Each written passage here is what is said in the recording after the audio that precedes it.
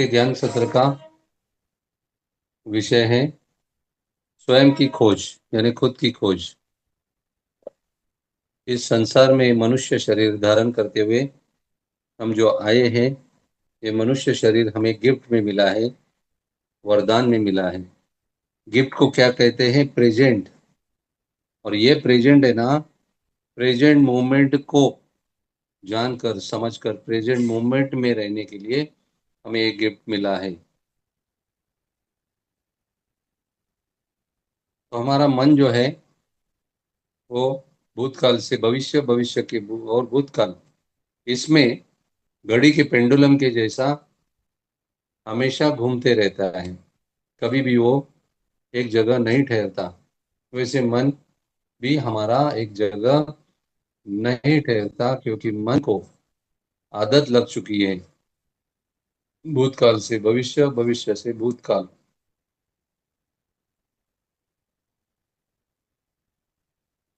तो जब तक हम इस शरीर और मन को अच्छी तरह से नहीं जानेंगे, तब तक हम हमारी स्वयं की खोज नहीं कर सकते। क्योंकि स्वयं की खोज करने के लिए हमें इन दोनों का सहारा लेना पड़ता है, इस शरीर और मन का। जो इंसान, उसके जीवन में दुख है, परेशानी है, चिंता है, समझ जाना शरीर और मन का असंतुलन हो गया है। और शरीर और मन का असंतुलन जब होता है, तब इंसान को कुछ सोचता नहीं है, उसे कुछ मार्ग भी दिखाई नहीं देता आगे बढ़ने के लिए। इसलिए वह परेशान हो जाता है, और उस परेशानी में बिल्कुल जैसे मोबाइल हैंग हो जाता है, वैसे उसका माइंड और ब्रेन है ना, बिल्कुल हैंग हो जाता है। तो इसलिए हमें अपने आप को खोजना है। जब तक हमें अपने आप को नहीं खोजेंगे, तब तक ये जीवन की यात्रा जिस लिए हम आए हैं, तो ये यात्रा हमारी अधूरी की अधूरी रहने वाली है। तो सबसे पहले पीएसएसएम पीएमसी में हम सिखाते हैं हाथों की 5 उंगलियों पर कि शरीर, मन, बुद्धि, आत्मा और सर्वात्मा। पहले शरीर और मन ही आता है मास्टर, क्योंकि शरीर को समझे बगैर और मन को जाने बगैर हम आगे नहीं बढ़ सकते। इसलिए ये जो शरीर जो है, ये शरीर इस संसार में किसी भी प्राणियों को नहीं मिला है।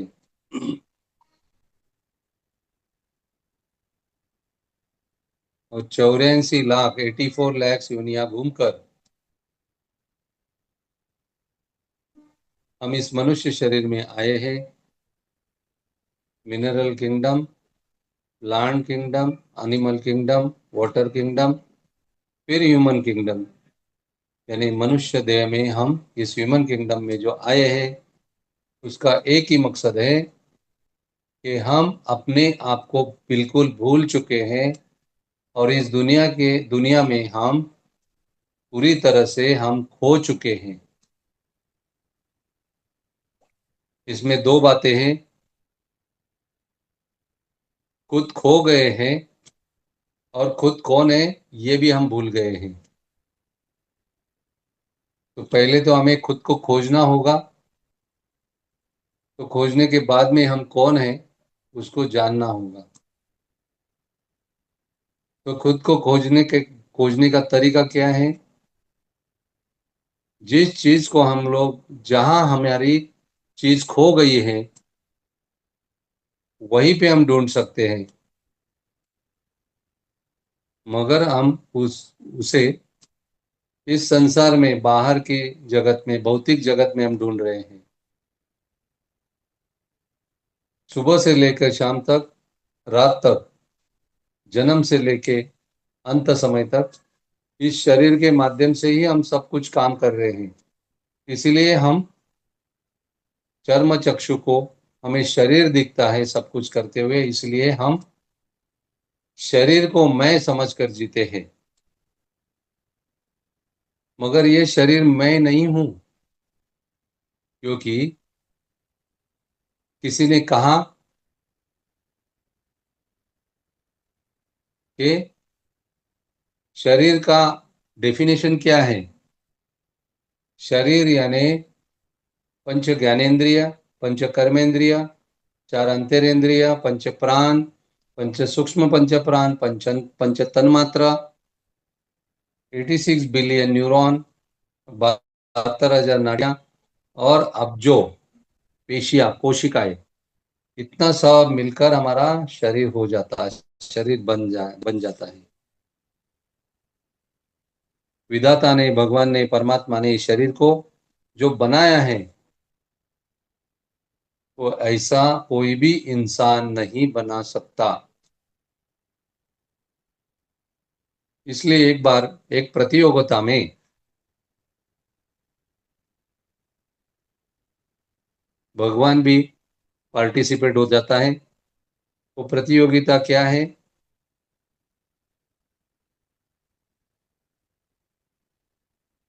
अलग अलग शिल्पकार, अलग अलग मूर्तियां बनाने वाले लोग उसमें शामिल होते हैं। उसमें भगवान भी शामिल होता है। वो प्रतियोगिता, भगवान को लगता है मैं ही जीत जाऊंगा, मगर उस प्रतियोगिता में भाग लेने वाले एक शिल्पकार को पहला प्राइज यानी पहला अवार्ड मिलता है। भगवान ताज्जुब यानी सरप्राइज हो जाता है कि पहला प्राइज तो मुझे मिलना चाहिए, तो उसे कैसे मिला? भगवान ऑब्जेक्शन तो नहीं लेता, मगर वो शिल्पकार को पूछता है कि तुझे पहला अवार्ड यानी पहला बख्शिश तुझे कैसा मिला, पहला प्राइज? तो भगवान से कहता है, भगवान मुझे क्षमा चाहता हूं मैं, छोटा मुंह बड़ी बात। इस संसार में तूने भी बहुत सारी मूर्तियां बनाई है, और मैंने भी जिंदगी भर मूर्तियां बनाते आ रहा हूं, मगर तूने बनाई हुई मूर्तियां मेरे बनाई हुई मूर्ति के चरण छूती है और चरण पकड़कर प्रार्थना करती है, और जो चाहो चाहो वो मैंने बनाए मूर्ति के सामने मांगती है। तो इसीलिए मुझे इस प्रतियोगिता में मुझे पहला नंबर मुझे मिला, पहला अवार्ड, पहला बख्शिश मिला, क्योंकि तेरी बनाई हुई मूर्ति जो है वो मेरी बनाई हुई मूर्ति के सामने हाथ जोड़ती है, प्रार्थना करती है, गिड़गिड़ाती है। तो इस बात से हमें समझना होगा कि बिल्कुल हम अपने आप को बिल्कुल पूरी तरह से भूल गए हैं। इसलिए हम इस भौतिक जगत में बहिर्मुख होकर बाहर की दुनिया में खोज रहे हैं जो चाहिए हो। इसलिए मैं बहुत लोगों को बोलता हूं कि यह हम बचपन में सीखे हैं। तो का, की, कू ये सब कुछ हम लोग सीखे हैं बचपन में। उसका मीनिंग ऐसा है कि ये सभी प्रश्न के उत्तर ढूंढने के लिए हम आए हैं। हम क्यों आए हैं, कहाँ आए हैं, और हमें कहाँ जाना है, और हमारी मंजिल क्या है। ये कह करके सभी प्रश्न जो है ना, खुद को हमें पूछने हैं। और जब तक ये अंतिम प्रश्न तक हमें प्रयास करना है, और सभी प्रश्नों के उत्तर हमारे पास है, मगर ढूंढने का तरीका हमारे पास नहीं है। इसलिए हम हर एक जन्म में हमारा ये जो कार्य जो है, बिना मंजिल तक पहुंचे हुए अधूरा छोड़कर, हर जन्म में हमारा यही होते आ रहा है। तो कम से कम मास्टर, हाथ जोड़कर नम्र प्रार्थना है, नम्र विनंती है, गुजारिश है सबसे कि कम से कम यही जन्म में, यही जीवन में, इसी शरीर के माध्यम से खुद को ढूंढो, खुद को जानो, खुद को पहचानो, और खुद कौन हो ये सब कुछ जानकर उसी में स्थिर, शांत और स्थित हो जाओ। इतना ही हमारा मकसद है, बाकी मकसद कुछ भी नहीं है। मगर माया की विलक्षण प्रभाव से पंच ज्ञानेंद्रियों और पंच कर्मेंद्रियों के साथ में रहकर हम वही जो हम अंदर ढूंढना चाहिए वो बाहर ढूंढ रहे हैं। मगर बाहर जो भी मिलता है वो क्षणिक होता है, कुछ पल के लिए होता है। चाहे वो शांति हो, सुख हो, समाधान हो या आनंद हो, वो कुछ पल के लिए होता है। मगर वो पल के पल में मिलने वाला जो आनंद या सुख है, शांति है ना, उसे ही हम सच मानकर उसी सुख और शांति और आनंद के पीछे हम दिन रात दौड़ रहे हैं। मुल्ला नसरुद्दीन जो है, उनकी सुई है ना घर में खो गई, तो सुई मिल नहीं रही थी। मुल्ला नसरुद्दीन नाम के एक संत महात्मा होके गए, तो घर के बाहर जो है ना वो ढूंढने लगे। तो एक शख्स उनके पास आता है, महात्मा जी आप क्या ढूंढ रहे हो? मेरी जो सुई है ना वो खो गई है, उसे ढूंढ रहा हूँ। तो उसने कहा कि सुई कहाँ आप खो गई है? बोले अंदर खो गई है। तो बाहर क्यों ढूंढ रही है? क्योंकि बाहर प्रकाश ही प्रकाश है, इसलिए मैं सुई को बाहर ढूंढ रहा हूँ। यही अपने साथ भी हो रहा है। बाहर चकाचौंध है, प्रकाश है, आकर्षण है, और उसी भूल भुलैया में हम खुद को, माया के ट्रैप में हम लोग क्या हुए हैं, अटक गए हैं, फंस गए हैं। और उसी ट्रैप से छूटने के लिए, उसी जाल से छूटने के लिए हमें कुछ ना कुछ तो जो कल तक नहीं किया वो आज हमें करना होगा। क्योंकि कुछ हट के किए बगैर हमें इस माया से मुक्त नहीं हो सकते। क्योंकि ये एक माया नहीं है, अलग अलग प्रकार की आठ प्रकार की माया है। और प्रभु ने इस माया से छुटकारा पाने के लिए और अपने आप को ढूंढने में, इस माया का जो ये है, माया को बाजू में हटाने के लिए प्रभु ने भगवान कृष्ण ने भगवत गीता के 7वें चैप्टर में ऐसा कहा है कि दैवी एषा गुणमयी मम माया दुरत्यया मामेव ये प्रपद्यन्ते माया मेता तरन्ति ते। इसका मीनिंग है, मुझ तक नहीं पहुंचने का कारण या खुद को नहीं ढूंढने का कारण एक ही है कि ये त्रिगुणात्मक माया जो है उसे पार करना होगा। और उसे पार करना बहुत ही मुश्किल है, बहुत ही कठिन है। जब तक इसे हम लोग पार नहीं करते तब तक हमारे आगे के रास्ते जो है, आगे के द्वार जो है, वो नहीं खुलते। इसलिए माया को पार करने के लिए माया को जानना होगा। और माया का लक्षण क्या है? माया का लक्षण एक ही है कि खुद के बारे में अज्ञान, खुद के बारे में अविद्या। अज्ञान और अविद्या के हम लोग चक्र में फंसे हुए हैं। और यह अज्ञान और अविद्या ये माया के प्रतिनिधि है, रिप्रेजेंटेटिव है। तो यही दो जो है वो हमें आगे नहीं बढ़ने देते। इसलिए हम किसी ना किसी गुरु को शरण जाते हैं, गुरु के सानिध्य में जाते हैं, गुरु की अच्छी अच्छी बातें डिस्कोर्स या प्रवचन में सुनते हैं, और उसके माध्यम से हम हमें खुद को ढूंढने का प्रयास करते हैं। तो ये जो प्रयास है खुद को ढूंढने का, क्या वो सही है? हमें वो प्रयास बिल्कुल सही लगता है। मगर जिस गुरु के पास हम जाते हैं, क्या उन्होंने अपने आप को ढूंढा है? अपने आप को ढूंढकर वो अपने मंजिल तक वो पहुंचे हैं? अगर उन्होंने अपने आप को ढूंढकर अपनी मंजिल तक नहीं पहुंचे हैं, तो उनकी यात्रा भी अधूरी है। सिर्फ उन्हें मालूमात है, इंफॉर्मेशन है, जानकारी है। क्योंकि महात्मा कहते हैं ज्ञान दो प्रकार का होता है। एक ज्ञान को बोलते हैं जानकारी, यानी इंफॉर्मेशन, और दूसरे ज्ञान को कहते हैं अनुभव, एक्सपीरियंस। तो पहला ज्ञान भी महत्वपूर्ण है शुरू शुरू में, मगर वो जो शुरू शुरू में मिला हुआ ज्ञान जो है, वही साथ में रखकर हमें उस कदम दर कदम उस ज्ञान के रास्ते हमें आगे चलना होगा, बढ़ना होगा।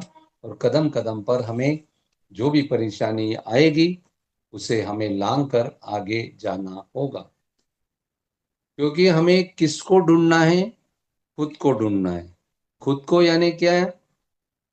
स्व को ढूंढना है। स्व को ढूंढना है यानी क्या? मैं को ढूंढना है।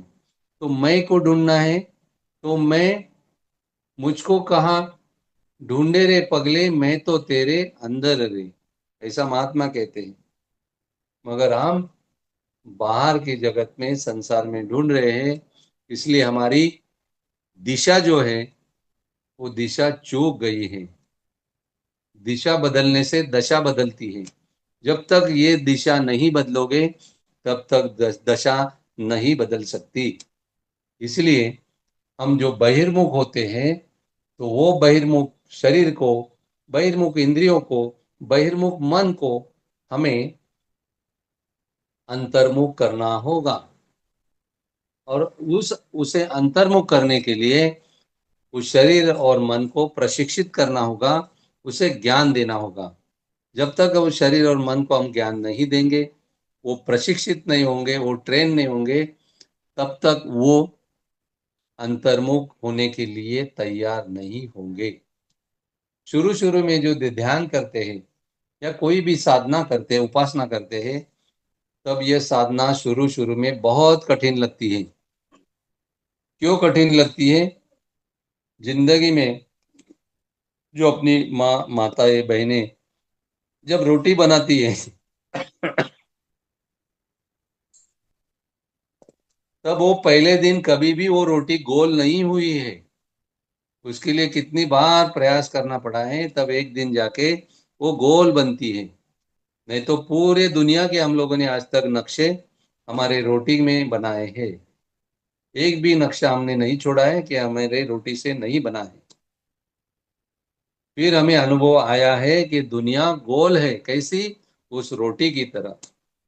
साधारण रोटी बनाने के लिए हम लोगों को इतना प्रयास करना पड़ता है, तो खुद को ढूंढने के लिए हमें कितना प्रयास करना होगा मास्टर? तो ये सोचने वाली, समझने वाली बात है। इसलिए खुद को जिन जिन महात्माओं ने ढूंढा है, उनका लिटरेचर, उनका वांग्मय, उनके ग्रंथ हमें पढ़ने हैं। भले वो महावीर भगवान हो, गौतम बुद्ध हो, संत ज्ञानेश्वर हो, रमन महर्षि हो, निसर्गदत्त महाराज हो, या कोई भी संत हो, उन्होंने जो भी ग्रंथों में लिखा है, वो बहुत रहस्यमय बातें लिखी हैं। समझ में आएगी, समझ में उस क्षण आएगी, मगर उसे अपनाकर उस रास्ते चलने के लिए हमें कठिनाइयां महसूस होगी। सिर्फ समझने के लिए नहीं पढ़ना है कोई किसी भी महात्मा का ग्रंथ, उसका चिंतन मनन होना बहुत जरूरी है। क्योंकि चिंतन मनन होने से उस उनकी बातों में जो गहराई है, वो गहराई पकड़ में आती है। और गहराई में एक एक बार पकड़ में आने के बाद में ही हमारे आगे की जो रास्ता जो है, अपने आप खुलने लगता है। क्योंकि जब तक हम एक्शन नहीं लेंगे, तब तक हमारी तरक्की नहीं होगी। इसलिए किसी ने कहा है, action speaks louder than words. यानी सिर्फ बातों से काम नहीं चलेगा, हमें क्रिया करनी होगी, कृति करनी होगी। और वो जो संतों ने कहा है, उनको, उन पर विश्वास रखते हुए हम उस, वो जो कृति करेंगे तो ही हम आगे बढ़ेंगे। और कोई भी कृति, एक्शन, जब हम 40 दिन तक करते हैं तो वो हमारी आदत बन जाती है। तो वही आदत बनाने के लिए हमें ऐसी कृति करनी है, ऐसी एक्शन लेनी है कि हमारी खोज संतों के माध्यम से, संतों के ज्ञान या संतों के बोध के माध्यम से जल्द से जल्द हम उस राह पर चल सके, और चलते चलते गतिमान हो सके, और गतिमान होकर सभी जो रास्ते जो है खुलकर हम हमारे अंतिम पड़ाव तक पहुंच सके। खुद की खोज, स्वयं की खोज, यानी मैं की खोज। ये तो मैं जो है ना, ये मैं दो प्रकार का होता है। संतों ने ग्रंथों में भी लिखा है, भगवान कृष्ण ने भी लिखा है कि ये जो मैं जो है ना, जैसे हम पिक्चर देखते हैं, पिक्चर में जैसे डबल रोल होता है, सीता और गीता या राम और श्याम जैसे डबल रोल होता है, वैसे ये मैं जो है, ये डबल रोल करता है। एक मैं को बोलते हैं झूठा मैं, दूसरे को बोलते हैं सच्चा मैं। अंग्रेजी में जिसे बोलते हैं फॉल्स ईगो और रियल ईगो। हमें इस फॉल्स ईगो को बिल्कुल समझकर, जानकर उसे शून्य करना है। और इस शून्य करने का तरीका ये है, साधना, उपासना, ध्यान। और ये झूठा मैं जो है ना, ये कब खत्म होता है? जब हम सांसों के साथ जुड़कर ध्यान करते हैं। और सांसों के साथ जुड़कर जब ध्यान करते हैं, तब हमें आहिस्ता आहिस्ता समझ में आता है कि मैं शरीर नहीं हूँ। शरीर को लटके हुए जो इंद्रिय है, कर्मेंद्रिय, ज्ञानेंद्रिय, वह भी नहीं हूँ। तो मैं कौन हूँ? क्या मैं प्राण हूँ? क्या मैं सूक्ष्म पंच प्राण हूँ? वो पंच स्थूल भी पंच प्राण नहीं हूँ, सूक्ष्म भी नहीं हूँ। तो मैं कौन हूँ? ना मैं अन्नमय कोश हूँ, ना मैं प्राणमय कोश हूँ, ना मैं मनोमय कोश हूँ। मगर ये तीनों के बारे में अध्ययन अध्यापन करते हुए, जब तक 100% इन तीनों को जब हम लोग नहीं जानते, नहीं पहचानते, तब तक हमें आगे हम नहीं बढ़ सकते। क्योंकि आगे विज्ञानमय कोश और आनंदमय कोश आता है। मगर ये तीनों का संतुलन बनाए रखना बहुत ही जरूरी है। इसीलिए दो चीजों को जोड़ने के लिए बीच में कुछ ना कुछ तो सॉल्यूशन होता है। जैसे शादी ब्याह ब्याह में वधू और वर की शादी करने के लिए बीच में ब्राह्मण होता है, वैसे शरीर और मन का संतुलन बनाने के लिए ये जो प्राणमय कोश है ना, ये मीडिया यानी माध्यम यानी ब्राह्मण का काम करता है। प्राणमय कोश यानी अपनी सांसें, और ये सांसों के साथ जुड़ने से ये शरीर और मन का संतुलन हो जाता है। और शरीर और मन का जब संतुलन हो जाता है, तो आगे की जर्नी हमारी जो है वो आहिस्ता आहिस्ता गतिमान हो जाती है। और गतिमान होते होते हम इन तीनों को लांग कर आगे बढ़ते हैं। मगर ये तीनों को लांगने के लिए सूझबूझकर प्रयास करना जरूरी है। जब तक सूझबूझकर प्रयास नहीं कर सकते करते, तब तक हम इस मन को लांघकर आगे नहीं बढ़ सकते। मन को लांघना यानी क्या? मन में देखो, आपको एक रहस्यमय बात बताता हूं। सभी संतों ने सांसों पे ध्यान देने के लिए क्यों कहा है कि सांस हम उंगली से बता नहीं सकते, सांस दिखती भी नहीं है, सांसों का कोई आकार भी नहीं है। सही है। दूसरा, मन मन मन भी दिखता नहीं है, मन भी, मन का कोई चित्र नहीं बना सकते, और मन को भी कोई आकार नहीं है। तीसरी बात, ये तीनों रहस्यमय बातें हैं। खुद की खोज के लिए, खोज करने के लिए ये तीनों बातें समझना बहुत जरूरी है। तीसरी बात, जो मन में आने वाले विचार है ना, वो भी दिखते नहीं है, उसका भी कोई आकार नहीं है, और वो विचार ही हमें मन के द्वारा आगे नहीं बढ़ने देते। इसलिए शुरू शुरू में जब हम आंखें बंद करते हुए ध्यान को बैठते हैं, तो सांसें छोड़ो मगर विचारों का ही विचार करते हैं। विचारों का विचार करेंगे, विचारों के पीछे भागोगे, तो ध्यान जिंदगी में नहीं लगने वाला है।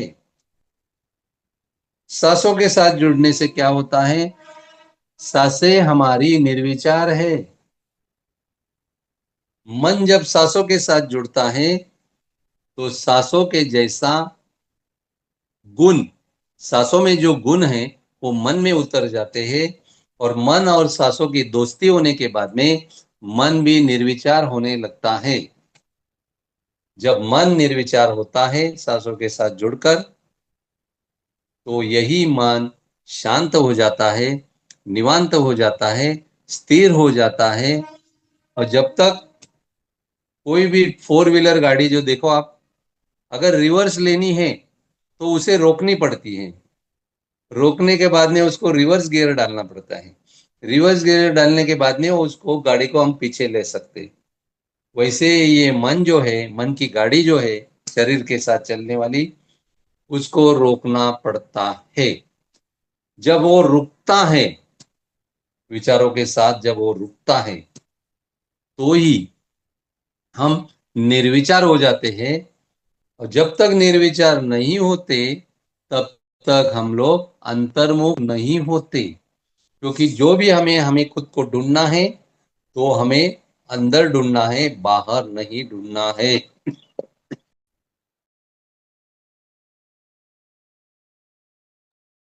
बाहर हमें नहीं ढूंढना है। इसलिए समय भी हुआ है, और हमें समय की मर्यादा ध्यान में लेते हुए रुकना होगा। क्योंकि शरीर और मन जो है, शरीर में, शरीर भी पंच तत्व का बना हुआ है, और ये मन भी पंच तत्व का बना हुआ है। मन पंच तत्व का कैसे बना हुआ है? कि मन में आने वाले विचारों में पंच तत्व शामिल होते हैं, और ये शरीर का पंच तत्व, मन का यानी विचारों का पंच तत्व, एक दूसरे से मन जब घुल मिल जाता है सांसों के साथ, तो पूरी तरह से उनका संतुलन होता है।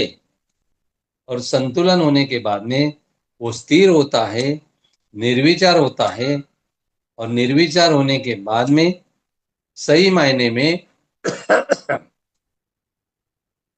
पिक्चर में जैसे इंटरवल होता है, मध्यांतर होता है, वैसे हमारी स्पिरिचुअल जर्नी का इंटरवल होता है। जब तक निर्विचार नहीं होते, तब तक इंटरवल नहीं होगा, और इंटरवल के बाद में ही मेन पिक्चर शुरू हो जाता है। हर एक पिक्चर देखोगे इंटरवल के बाद ही मेन पिक्चर शुरू हो जाता है। इसलिए हमारी खोज का जो पिक्चर जो है, खोज की यात्रा जो है, इस मन को निर्विचार करने के बाद ही अंतर्मुख होकर शुरू हो जाती है। तब तक हमें सांसों के साथ प्रेम करके, सांसों के साथ कृतज्ञ रहकर, सांसों के साथ पूरी तरह से सांसों के प्रेम में खुद को झोंक देने से हम बिल्कुल निर्विचार हो सकते हैं। कब तक हमें ध्यान करना है? किसी को कभी ऐसा सवाल मन में आया है? हमें ये ध्यान कब तक करना है? हमने तो सांसों को अपना है, प्रेम से, आदर से, कृतज्ञता पूर्वक, मगर जब तक हमें हमारी सांसें अपनाती नहीं है 100%, तब तक ये हमें ध्यान करना है। सांसों ने हमें अपना लिया, हमारा काम आधा आधा आधा काम हमारा वहीं पे हो गया। फिर बाकी आधा काम जो है ना, वो सांसें अंतर्मुख होकर आगे चल के वो पूरा करती है। और जब तक खुद की खोज पूरी तरह से नहीं होती, हमारी सांसें हमारा साथ नहीं छोड़ती। इसलिए सांसों को कहा है, सांस ही हमारी मित्र है। और मित्र के बारे में क्या कहते हैं? मित्र के बारे में क्या कहते हैं अंग्रेजी में? Friend in need is a friend in deed. यानी जो हर समय हमारे तकलीफ में काम आता है वही सच्चा मित्र है। मैं तो कहता हूं, सासों के जैसा कोई सच्चा मित्र नहीं है, सासों के जैसा अच्छा मित्र नहीं है, और सासों के जैसा आशिक नहीं है, सासों के जैसा दिलबर नहीं है। इसलिए बेइंतहा मोहब्बत करनी है तो इन सासों के साथ करो, जो आपका अंतरात्मा है, उस अंतरात्मा तक पहुंचाने का काम जो है, बिना रुके बिना थके, बाद में अंतर्मुख होने के बाद में अपनी सांसें पूरी करती है। इसी इसी वचनों के साथ में मैं यहाँ पर समय की मर्यादा देखते हुए यहाँ पे रुकूंगा। और आज का सत्र लेने के लिए मुझे महाअवतार फाउंडेशन के सभी मास्टर ने न्योता दिया। उनका मैं तहे दिल से शुक्रिया अदा करता हूँ। उन सभी को धन्यवाद देता हूँ। और इस ब्रह्मांड के सभी महात्माओं को, सत्पुरुषों को, सदगुरुओं को, परमहंस को, राजर्षि, महर्षि, ब्रह्मर्षि, सभी को मैं तहे दिल से सविनय, आज की जो ध्यान और ज्ञान रूपी सेवा जो है, उनके चरणों में सविनय समर्पित करता हूँ। और मेरे वाणी को यही पे अर्ध विराम देता हूँ। धन्यवाद, धन्यवाद, धन्यवाद।